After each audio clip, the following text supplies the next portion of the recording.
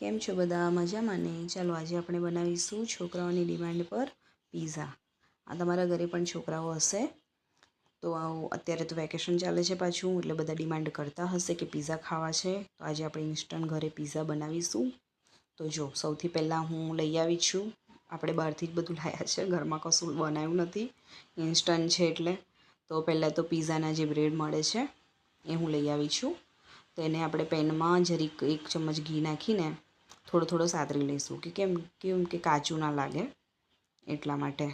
જો તો મેં 1 મિનિટ એનાથી વધારે નથી સાતર્યું.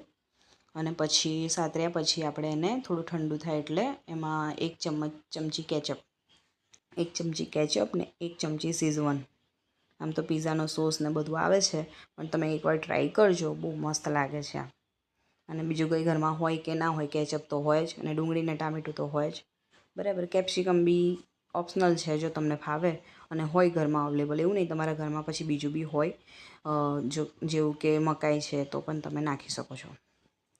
તમે જો મેં આવી રીતના ઇન્સ્ટન્ટ પિઝા બનાવ્યો છે, કેચઅપ, શીઝવન અને કેપ્સિકમ, ટામેટું અને ઓનિયન, ડુંગળી મતલબ કે, અને 3 ક્યુબ્સ નાખી દીધા છે અમૂલના ચીઝના, અને ઉપર ચીલી ફ્લેક્સ ને ઓરેગનો. ઇન્સ્ટન્ટ પિઝા અમારા ઘરમાં જ્યારે છોકરાઓ ડિમાન્ડ કરે ને તો આવું થાય.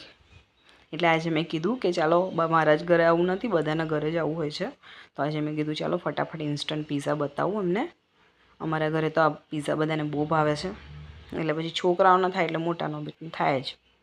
એટલે હું તો આવી રીતના જ બનાવું છું. પછી એને આપણે રેડી કરી લઈશું પિઝા. એટલે પછી એને પેનમાં મૂકીશું 1 ચમચ ઘી નાખીને. પછી સાથમાં છે ને હું થોડુંક પાણી નાખીશ અહીંયા આગળ, વધારે નહીં, અડધો 1 કપ જેટલું.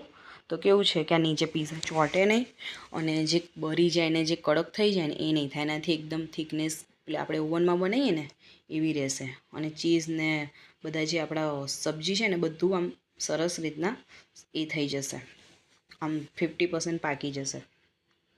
જોઈ લો તમે, પાકી જશે મતલબ કે ચડી જશે. હો ભાઈ. જો આપણો પિઝા મસ્ત બનીને રેડી છે. તમે કમેન્ટ કરો કે તમને કેવો લાગ્યો. Thank you.